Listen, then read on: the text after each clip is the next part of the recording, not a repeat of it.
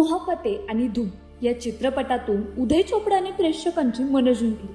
मात्र त्याच्या कारकिर्दीत एक असा टप्पा आला की त्याने अभिनयापासून कायमचं दूर जाण्याचा निर्णय घेतला.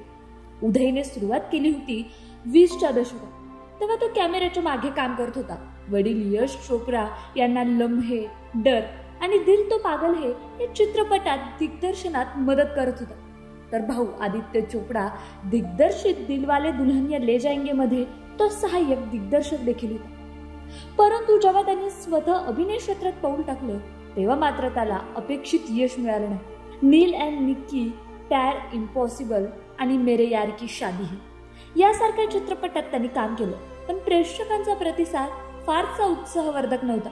याच गोष्टीवर आदित्य चोपडाने नेटफ्लिक्सवरील द रोमॅन्टिक्स या डॉक्युमेंटरीत एक महत्त्वाचं वक्तव्य केलं. तो म्हणाला, घराणेशाही असली तरी प्रत्येकजण यशस्वी होतोच असं नाही. माझा भाऊ उदय हाच याचं उत्तम उदाहरण आहे. आम्ही त्याला मोठा अभिनेता बनवू शकलो नाही, कारण शेवटी निर्णय हा प्रेक्षकाचा असतो. उदय स्वतःही या डॉक्युमेंटरीत प्रामाणिकपणे म्हणाला, मी भोळा होतो.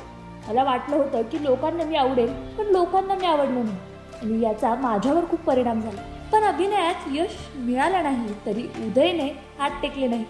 मुंबईत शिक्षण पूर्ण केल्यानंतर तो लॉस एंजेलिसला गेला आणि तेथे प्रोडक्शनचे धडे घेतले.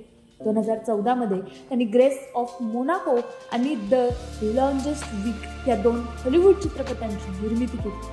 ही होती यशराज फिल्म्सच्या हॉलिवूड प्रोडक्शन हाऊस YRF एंटरटेनमेंटची सुरुवात.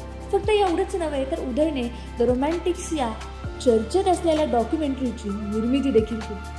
व्यक्तिगत आयुष्याकडे वळायचं झालं तर 2005 मध्ये तनिषा मुखर्जी, नंतर 2013 मध्ये नर्गिस फाकरी सोबत त्याचं नाव जोडले गेले. दोन्ही नात्यांना शेवटी ब्रेक मिळाला. आज उदय चोपडा अभिनयापासून दूर आहे, पण तो यशराज फिल्म्सच्या हॉलिवूड प्रोडक्शन हाऊसचा CEO आहे. यासोबतच तो कॉमिक्स कंपनी व्योमिक्स तंत्रज्ञान आणि रिअल इस्टेटमध्ये गुंतवणूक देखील करतो.